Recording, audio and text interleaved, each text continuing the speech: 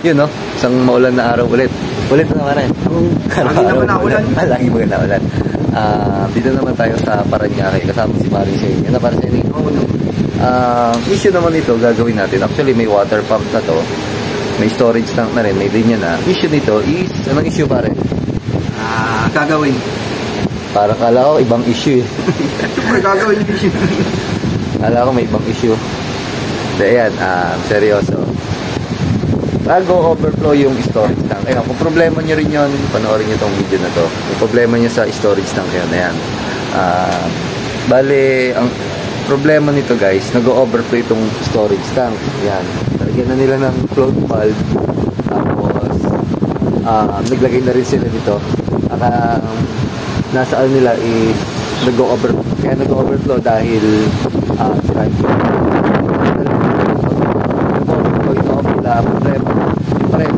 problema, nag-overflow tayo, maawat pa rin yung storage tank.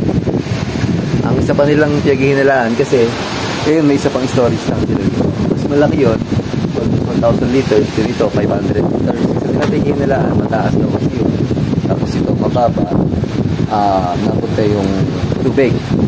Actually, pwede yun sa ano, kasi mataas yun, mas malaki. Or kahit kasi laki lang yun, mas malaki yung nasa pwede yun kasi level ng tubig. Mataas yun, bumababa dito. Pero hindi solusyon para pagbuhin natin yung question nila. Yung leak niya yung may problema.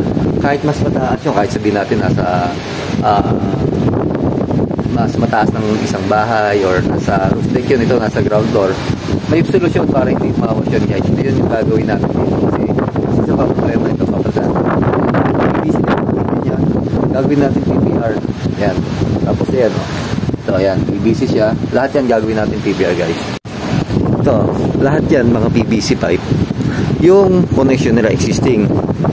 Lahat ng exposed papalitan natin ng PPR pipe. Purpose lang natin is para mas matibay. Yun. Tsaka ano. Kasi laging nilang sakit ng ulo eh. Laging leak. Nakakalas yung linya. Yun yung problema dito guys. Tapos maglalagay tayo ng ano sa dito valve. Yan, lagay tayong gate valve. Bakit? Eh paano kung magka-problema? Kasi ito siya supply needs tank ito. Ground floor, second floor, third floor. Every floor may ilang unit. Ayan. Sa first floor nasa 5 yatang units. Sa second floor hindi ko alam kung 7 o 5. Tapos dito sa third floor din ito nasa rooftop ito. Naparesin eh. Yan. Ang magpupuno dito is water tank. Tapos meron tayong additional na storage tank sa baba na magsisilbing cistern kasi problema dito sa Parañaque. Na sabi sa akin is walang tubig. Or may tubig man mahina between 7 AM hanggang 10 PM na. Kaya maglalagay tayo ng cistern sa baba. Kasi lagi silang namumblema sa although may motor sila naglilip ng water pump papunta dito sa storage tank. Ang nagiging problema nila yun, walang tubig nga. Kaya maglalagay tayong cistern sa baba guys. Yun. Cistern na storage tank, magsisilbing cistern doon kukuha si water pump ng tubig na isusupply dito sa storage tank na sa roof deck. Ayan, ito, napalitan na namin ng PPR na para sa ni.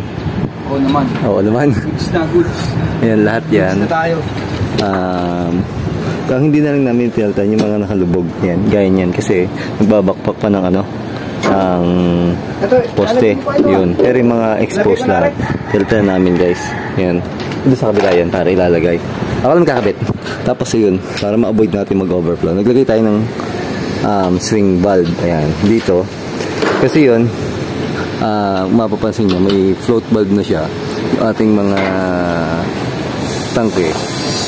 Ang nagiging problema niya, yung tubig sa ilalim na daan. Kumbaga, from dito sa tangking ko, di bababa siya. Siyempre, mas mataas yung level ito. Pupunta naman doon sa kabilang side. Ayan, dito. Sa isang tangke, dito sa ilalim. Dito siya dadaan. Yan. Yan tayo. Kaya check valve tayo. Yun. Yan may arrow yan guys. Kung saan yung papunta yung tubig. Yan.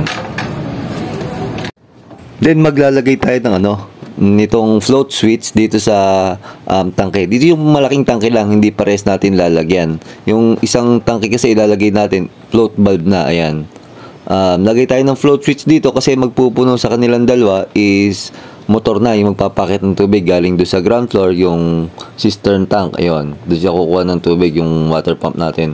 Yung connection nito, ayan, dito natin ilalagay kasi nga doon sa A1 tsaka A2 natin ilalagay kasi nga ang gagawin niya kapag puno na yung tanke or yung storage tank, ika-cut off niya yung current para hindi na umandar yung water pump natin. Doon naman sa ibang video natin, di ba, ginagawa natin yung connection niya doon sa B1 tsaka B2. Yun naman, ang tendency naman nun, kapag halimbawa wala nang laman yung storage tank, magi-stop yung water pump natin. Dito, kapag ang water pump natin is wala nang laman or puno na, tsaka siya magi-stop, guys. Ayan, dito, try natin. Gamit tayo ng multimeter. Dito, ayan, nakaangat pa yung ating float nung ating float switch, yung itong magsisilbing palutang niya. Lagyan natin ng multimeter. Set lang natin yung multimeter natin sa continuity. Ayan, kung mapapansin nyo, hindi siya hindi nyo narinig na beep sound niya. Kailangan tutunog siya or mayroon siyang beep sound. Ngayon naman, ibabagsak natin tong float switch. Ayan, check natin ulit. Kailangan meron siyang beep sound. Ibig sabihin, buo na yung natin. Yung current natin dadaloy na, guys. Ayan, kapag bumagsak na yung ating float. Kumbaga, hindi na siya nakalutang sa tubig. Yan, check natin. Yan, diba, kung marinig nyo yung beep sounds nya nung ating multimeter. Ibig sabihin, buo na yung natin. Makakadaloy na yung current. Yan. Tapos, pag inangat natin to, mawawala na, kakat niya ulit yung current para mawala yung hindi umandar yung water pump natin, guys. Yun yung magiging trabaho ng float switch, guys. Kapag puno na yung water pump, itong storage tank, sorry. Yun, kakat nitong float switch yung current. Kapag naman nabawasan or bumaba yung level ng tubig niya, mabubuo ulit yung current under yung water pump natin, guys. Yun yung trabaho nitong float switch natin. Ngayon, nandito naman tayo sa baba. Ito yung magsisilbing cistern niya. Yung sister tank niya, kumbaga, yung galing kay Nawasa or kay Maynilad, pupunta muna dito sa storage tank natin. Ayan, hindi to mag-overflow, guys, kasi meron tayong kinabit ng float valve. Kapag napuno na to, mag-i-stop na yung pag-fill ng tubig niya galing kay Nawasa. Ayan, makita nyo gantong oras. Swerte pa ang gantong oras kasi kahit pa paano may natulo na tubig. Ayan, pero talagang sa araw, walang natulong tubig. Kaya ang mangyayari, guys, dito sa cistern, mag-iipon muna.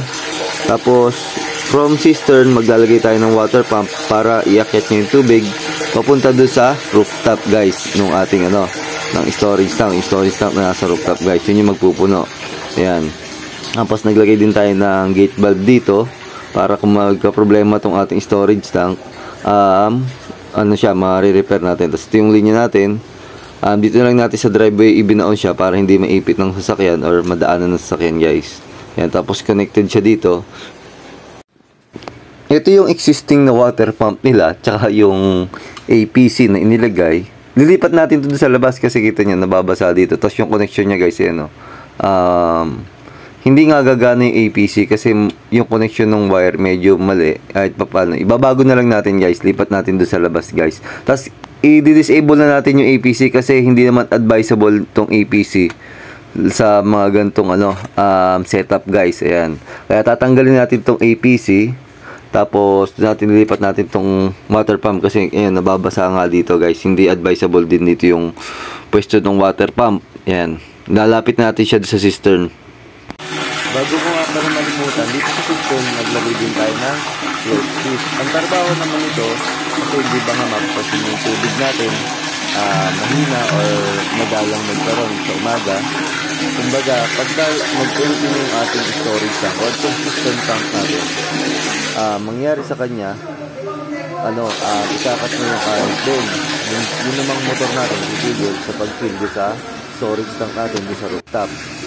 Ito nga pala yung ating motor na ilipat ko na. Ayan, yung existing, ito yung motor niya sa loob, sila ng lababo. Lagay din tayo ng check valve, guys, ayan. Check valve kasi para hindi bumalik yung tubig galing doon sa taas kasi papunta na yun sa storage tank doon sa sa rooftop. Ang problema niyan, magba-backflow yan dito sa kapag halimbawa nag-stop yung operation or andar ng motor, magba-backflow yung tubig nun pabalik dito sa storage tank. Halimbawa, puno itong natin, cistern tank natin. Pag wala yung swing valve na yan, pwedeng umawas itong natin, ating storage tank or itong ating cistern tank. Ayan. Kaya yan yung setup natin. Nilagay ko muna yung ano natin, yung water pump, nilapit ko din sa cistern tank, tapos naglagay tayo ng float switch para kung halimbawa puno na yung storage tank natin sa ground floor, sa rooftop, mag-go off siya. Tapos dito sa cistern tank, dito sa ground floor, naglagay din tayo ng float switch. Kung halimbawa naman nawalan tubig dito, syempre ang water pump natin masusunog yan kapag walang mahigop na tubig doon sa cistern tank. Kaya naglagay din tayo ng device or float switch para maiwasan natin na masunog yung ating ating water pump. Ito nga pala yung APC natin. Hindi ko na siya kinabit kasi hindi siya advisable sa gantong setup, guys. Hindi po lahat ng setup kailangan may APC, guys. Yun. Kasi may mga na-encounter ako, laging may APC. Nagma-malfunction, guys. Yun. Kailangan pa din i-manual reset. Hindi naman dapat yun kasi merong yung APC. Kailangan, kapag na-detect niya na may tubig na, under na agad. Yun. Minsan, syempre, yung APC po, meron yung device or meron yung spring na kailangang maitulak or may designated na pressure pagka para mabuhay yung ating APC, guys. Kumbaga itutulak ng pressure yung valve na nasa loob ng APC para lang mag-cut on or mabuhay yung water pump natin. Kaya dito tinanggal ko na yung APC kasi hindi advisable na may APC, guys, dito sa setup na to. Sayang lang yung pagkakabili nila ng APC, guys. Yan. And guys, tatapos na tayo yung nalang wiring ng float switch kasi umabot pa kami ng ulan. Yun. Tsaka okay lang naman kasi ito nyo traffic pa rin sa naiyak. So yun. Diyan na namin sa naiyak. Diretso na lang skyway, guys. Yun. Kaya okay lang kasi rush hour. Almost magse-7 pa lang. Ayan. Yun na lang float switch na lang, yung wiring na lang nun. Yun, tapos yung ginawa natin dito, ayan, makikita nyo yung naglagay tayo ng check valve tsaka ng swing valve para ma-avoid natin na mag-backflow, guys. So yun, yun nga lang, paglalagay ng swing valve para sumagi niya mag-backflow, may mga position po yan, guys. Hindi porke naglagay ng swing valve ma-avoid niya